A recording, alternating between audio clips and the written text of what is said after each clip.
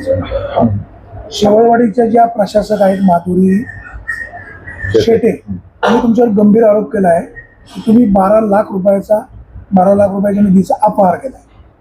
नळ पाणी पुरवठा योजनेचा हा पूर्णपणे राजकीय स्वरूपाने बदनाम करण्याच्या दृष्टीने केलेला आरोप आहे. यांचा जो आरोप आहे त्या संदर्भात त्यांनी पंचायत समितीकडे चौकशीची मागणी केलेली आहे. पंचायत समितीचे अधिकारी या संदर्भात चौकशी करतील आणि त्याच्यातून योग्य तो निष्कर्ष ते काढतील. परंतु मला या बाबतीत एवढंच सांगायचं आहे का सदर निधी हा मी सरपंच असताना कधीही मागणी न करता केलेली नाही. सदर निधीची जी MB असेल, इस्टिमेट असेल किंवा सर्व काम पूर्ण करून घेण्याची जबाबदारी ही पंचायत समिती आंबेगाव पाणी पुरवठा विभाग यांची होती. त्यांनी ते संपूर्ण काम पूर्ण झाल्यानंतर ग्रामपंचायतच्या ताब्यात त्या ठिकाणी ती योजना दिलेली आहे.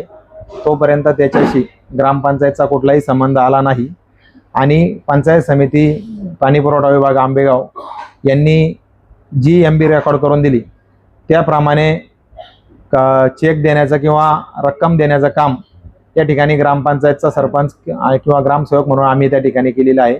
याच्यामध्ये आमचा कुठलाही दुरान्वयी संबंध नाही. जो आरोप केला जातोय का ग्रामस्थांकडून पैसे घेतले, तर एकाही ग्रामस्थांनी समोर येऊन असं सांगावं का निलेश थोरात यांनी कोणाकडूनही 1 रुपया घेतला आहे. आणि जर कोणीही सांगितलं का नळ कनेक्शनसाठी आम्ही निलेश थोरात यांना पैसे दिले आहे, तर मी जी शिक्षा देईल ती शिक्षा भोगायला तयार आहे. तुम्ही दिशाभूल करताय. त्यांचा आरोप असा आहे की जलजीवन मिशनच्या योजनेची जी पाईपलाईन आहे त्याच्या पुढचं कनेक्शनचा खर्च पंचायतीने किंवा लोकांनी स्वतःहून केला. असं असतानाही तुम्ही त्या कामासाठी या निधीचा वापर केला, अशी खोटी बिलं काढली आणि ते पैसे तुम्ही काढून पंचायतीच्या पैशाचा अपहार केला. बिलं काढायचा माझा संबंधच काय? जर पंचायत समितीच्या पाणी पुरवठा विभागाने जर आम्हाला लेखी स्वरूपात MB दिली असेल त्यानुसार कार्यवाही करणं ही आमची जबाबदारी आहे. आम्ही बिगर MBचं जर बिल काढलं असेल तर त्याच्यात आम्ही दोषी आहोत. संगनमताने अपहार केला. तुम्ही तत्कालीन ग्रामसेवक, पंचायत समितीचे BDO, जे कोण शाखा अभियंता असतील ते सगळ्यांनी मिळून तुम्ही अपहार केला असा त्यांचा ठपका आहे. नाही, तो राजकीय स्वरूपाचा आरोप आहे. त्यांचा जर तसा आरोप आहे ना, तर माझी या निमित्ताने अशी मागणी असणार आहे का एकाच कामाची चौकशी करण्यापेक्षा माझ्या कार्यकाळातला संपूर्ण जी काही कामं झाली आहेत 15 वित्त आयोगातली असतील, पंचायत समितीच्या माध्यमातून झालेली असतील, जिल्हा परिषदच्या माध्यमातून झालेली असतील किंवा PWDच्या माध्यमातून, या सगळ्या कामांची चौकशी व्हावी. त्याचे पुन्हा इस्टिमेट चेक केले जावेत, संपूर्ण झालेल्या कामाचं मोजमाप केलं जावं आणि संपूर्ण वस्तुस्थिती या ठिकाणी लोकांसमोर आणायचं काम करावं. फक्त एक कामाचा घेऊन आरोप करण्यापेक्षा संपूर्ण कार्यकाळाची चौकशी करण्याची मागणी त्यांनी करावी अशी माझी त्यांना विनंती आहे. तुम्ही बाजार समितीचे सभापती आहात, तालुक्याचे आमदार दिलीप वळसे पाटील यांचे विश्वासू सहकारी आहात. तुमच्या दबावामुळे पंचायत समितीचे अधिकारी कारवाई करण्यात किंवा दप्तर तपासण्यामध्ये घाबरतात, बिचकतात असं त्यांचं म्हणणं आहे. बिचकायचं आणि घाबरायचं काही कारणच नाही. मी स्वतःहूनच सांगतोय का माझ्या संपूर्ण कार्यकाळाची चौकशी करण्यात यावी. फक्त एका कामाची करण्यापेक्षा सगळ्याच कामांची चौकशी व्हावी. त्यातून दूध का दूध आणि पाणी का पाणी होणार आहे. खरं काय म्हणजे त्यातलं खरं काय? नाही, चौकशी झाल्यानंतर सगळं समोर येणारच आहे. त्यांनी जो आता मुद्दा मांडलाय की ज्या लोकांनी स्वतःहून खर्च करून नळाचं कनेक्शन घेतलेलं आहे आणि त्याच्या अनुषंगाने तुम्ही त्याचे बिल काढून पैसे काढले, त्यातलं खरं काय? त्यांचं म्हणणं आहे ना माझ्या कार्यकाळात हे सगळं काम झालंय, तर मग मला एवढंच त्यांना सांगायचं आहे, माझ्या कार्यकाळात झालं असो किंवा माझ्या पूर्वीच्या सरपंचांच्या कार्यकाळात झालं असो, या सगळ्या कार्यकाळात निलेश थोरात यांनी कोणाकडून 1 रुपया घेतल्याचं त्यांनी सिद्ध करून दाखवावं किंवा ग्रामपंचायत सिद्ध झालं तर जी शिक्षा होईल ती भोगायला मी तयार आहे. बदनाम करण्याचा प्रयत्न होतोय, 100% बदनाम करण्याचा प्रयत्न होतोय. त्यांचा पूर्व इतिहास तपासला तर त्यांनी मागाशी कबूल केलं का त्यांना सरपंच करण्यात माझा हात आहे. 100% त्यांना सरपंच करण्यात आमचा सगळ्यांचा आहे. आम्ही मत दिलेलं आहे म्हणूनच त्या सरपंच झाल्या आहेत. परंतु सरपंच होत असताना काही कमिटमेंट होत्या. आमच्या बॉडीतील सारिका थोरात म्हणून एक आमच्या ज्येष्ठ सदस्य होत्या, त्यांना सुद्धा सरपंच म्हणून काम करण्याची इच्छा होती आणि मी बाजार समितीचा सभापती होणार असल्यामुळं मी त्या ठिकाणी सरपंच पदाचा राजीनामा दिला आणि त्यावेळेस दोन्ही सदस्यांना 6-6 महिन्याचा कार्यकाळ द्यायचा असा त्या ठिकाणी शब्द झाला होता. आणि त्या शब्दाच्या या प्रमाणे माधुरी शेटे या वागल्या नाहीत आणि त्यांनी राजीनामा दिला नाही आणि मग आता आपली समाजामध्ये बदनामी झाली आहे. मग ही बदनामी आपण कशी पुसून काढायची म्हणून हे माझ्यावर आरोप करण्याचा प्रयत्न चालू आहे. मुळात या सगळ्या घटना 2-3 वर्षापूर्वीच्या आहेत. 2-3 वर्ष ग्रामस्थ जर असं काही चुकीचं घडलं असतं तर शांत बसले नसते. 2-3 वर्षांनी हा सगळा प्रकार बाहेर काढायचा म्हणजे शेळ्याकडे लावूत आणण्याचा हा सगळा प्रकार आहे. आणि त्याच्या पुढे जाऊन सांगायचं झालं यांचा जो पूर्व इतिहास आहे का आजूबाजूचे त्यांचे जे भावकीतले लोक आहेत त्यांच्या जुन्या पिढीतील लोकांचे खोटी मृत्यूपत्र तयार करून यांनी जमिनी लाटण्याचं काम केलेलं आहे. यांनी पहिलं त्या जमिनी ज्या लाटल्या आहेत त्या खोट्या मृत्यूपत्राच्या आधारे त्या जमिनी ज्यांच्या घेतल्या त्या आपल्याच भावकीतले लोक आहेत त्यांना त्या द्याव्यात आणि मग दुसऱ्यावर आरोप करावेत. फुकाट आरोप करून किंवा प्रसिद्धी मिळवायची किंवा दुसऱ्याला बदनाम करायचा प्रयत्न करून स्वतः खूप शहाजूक आहे असा आव आणण्याची कुठलीही गरज नाही. जो शब्द त्यांनी दिला होता तो शब्द त्यांनी सरपंच पदाच्या निवडणुकीतला पाळला नाही आणि म्हणून आता हे सगळं षडयंत्र रचलं जात आहे.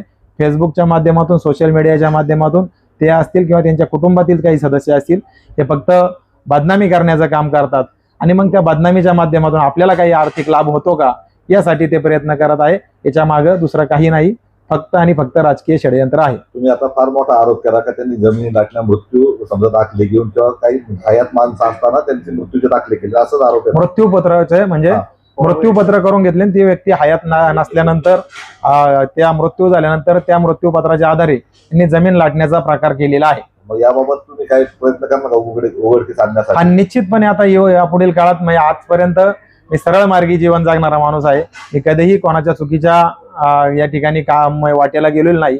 परंतु यापुढील काळात निश्चितपणे आता आम्ही त्या सगळ्या प्रकरणांमध्ये लक्ष घालू. एक दुसरा विषय होता का त्यांनी जे आता प्रेस कॉन्फरन्स घेतली त्यामध्ये काही ग्रामस्थांच्या सहाय्या त्या नळकोंडळी आम्ही स्वतःच्या पैशाने तयार केली आहे, स्वतःच्या पैशांनी उभारली आहे. 100 किंवा काही साधारण 250 का 350 रेकॉर्डला नळकोंडळी आहेत आणि प्रत्यक्ष 450 दाखवलेत आणि त्या संदर्भात काही ग्रामस्थांच्या सहाय्या असल्याचं निवेदन दिले. मग या निवेदनाबाबत तुम्हाला काय वाटतं? हे 100 लोकांच्या सहाय्या आहेत ना, या 100 लोकांना घेऊन त्यांनी पत्रकार परिषद परत एकदा घ्यावी. 100 लोकांना घेऊन नाही तर त्यांनी सहाय्या आणलेल्या 100 लोकांपैकी 50 लोकांना घेऊन मी येत्या 2 दिवसात पत्रकार परिषद घेणार आहे आणि ती लोक त्या ठिकाणी तुम्हाला स्वतः सांगतील का यांच्या सह्या कशा पद्धतीने घेतल्यात. या सगळ्या लोकांना खोटं सांगून फसवून दुसऱ्या काहीतरी कामाचा नाव सांगून यांनी या सह्या घेतलेल्या आहेत.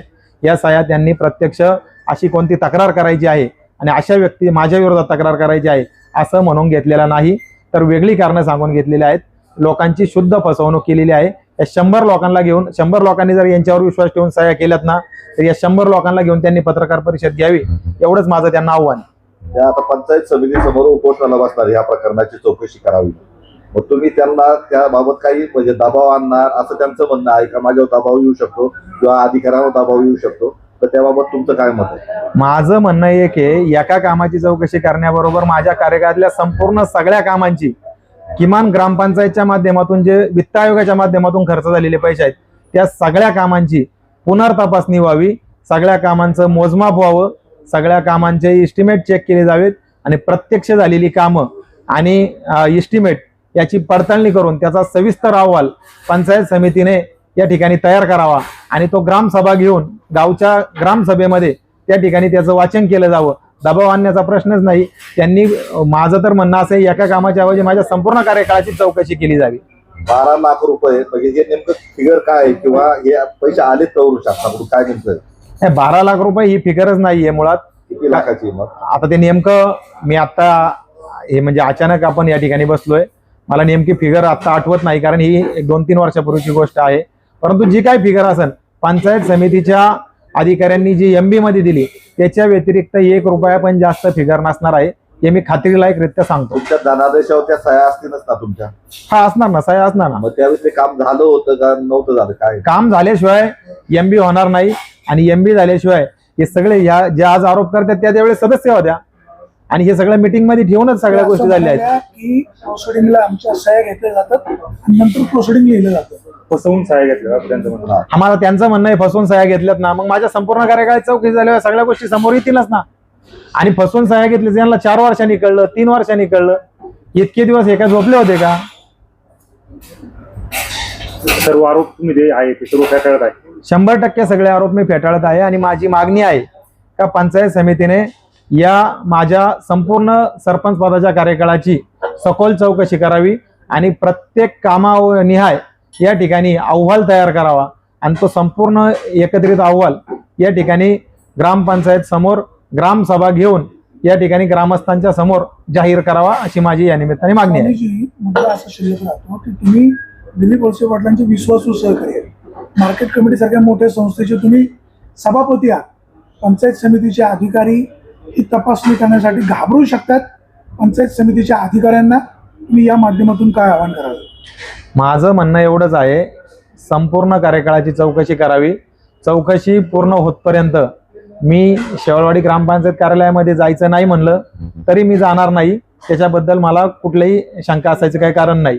आणि शेवटी माझा कार्यकाळ हा संपलेला आहे, पूर्वीचा कार्यकाळ आहे.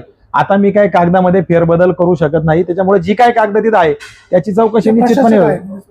त्या प्रशासक आहे त्यांच्या सगळ्या ताब्यात आहे, दप्तर त्यांच्या ताब्यात आहे, त्यांनीच चौकशी करावी. माझं तर मागणी आहे का त्यांनी उद्या पत्र द्यावं आणि माझ्या संपूर्ण कार्यकाळाची चौकशी करावी. जर सिद्ध झाल्यास काय प्रायश्चित? हा, एकदा माझ्यावर हे सगळ्या संपूर्ण माझ्या कार्यकाळाची चौकशी झाल्यानंतर माझ्यावर जाई काही भ्रष्टाचाराचा आरोप सिद्ध झाला तर मी जे काही शिक्षा ते देतील ती भोगायला तयार आहे.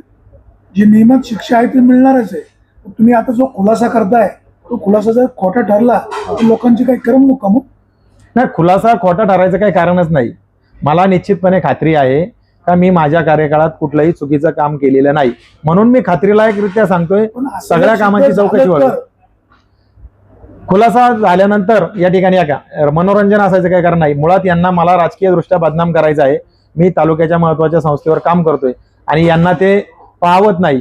आणि म्हणून मीच यांना सरपंच जर केला असेल किंवा मी यांना सरपंच करताना मतदान केलं असेल, आम्ही महाविकास आघाडी म्हणून समजा त्यावेळेस एकत्र असेल आणि आम्ही जे शब्द पाळले, समजा मी सरपंच झालो त्यावेळेस त्यांनी मला मतदान केलं, त्या सरपंच होता असताना मी त्यांना सांगितलं होतं का मी तुम्हाला सरपंच पदाला संधी देईल.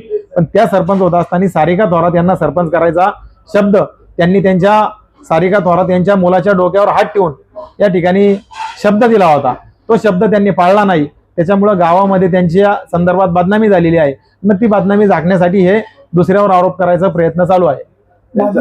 त्यांच्या खांद्यावर कोणी बंदूक घेऊन तुमच्या गोळ्या झाडते का असं काय वाटतंय का तुम्हाला? आता मुळात ते संपूर्ण जे कोणी आहेत हे कोण कोणाच्या खांद्यावर बंदूक ठेवतंय किंवा काय करतंय हे त्या भविष्यकाळात कळणार आहे. आणि आयुष्यामध्ये जीवन जगत असताना निष्ठेने आणि शब्दाने जीवन जगायचं असतं. माझा इतिहास असा आहे, मी ज्याच्यासोबत आहे त्याच्यासोबत 100% प्रामाणिक आहे. जीवाची बाजी लावून तुम्ही सगळ्यांनी बघितलेलं यापूर्वीच्या सगळ्या घटनांमध्ये मी वळसे पाटील साहेबांच्या बाजूने किंवा त्यांच्या पक्षाच्या भूमिकेच्या बाजूने मी ठामपणे त्या ठिकाणी उभा राहिलेलो आहे. मी कधीही कोणत्या गोष्टीला घाबरलो नाही. परंतु यांचा इतिहास असा आहे का 5 वर्षामध्ये यांनी राजकीय दृष्ट्या 3 वेळा भूमिका बदलल्या. यांच्याकडे निष्ठा नावाचा प्रकार ना घरात आहे, ना समाजात आहे, ना व्यवसायात आहे किंवा ना मैत्रीमध्ये आहे. हे सगळ्यांबरोबर धोका करणारा ते कुटुंब आहे. ते दोघं त्या ठिकाणी सगळ्यांबरोबर त्यांनी धोका केलेला आहे. त्यांनी कबूल केलं, मी त्यांना मत दिलं. तर आज माझं त्यांना आव्हान आहे का त्यांनी जर खरंच प्रशासक म्हणून त्यांच्या अधिकार आहे तर त्यांनी उद्याच्या उद्या पंचायत समितीला माझ्या संपूर्ण कार्यकाळाची चौकशी करणारं पत्र द्यावं, हे माझं त्यांना आव्हान आहे.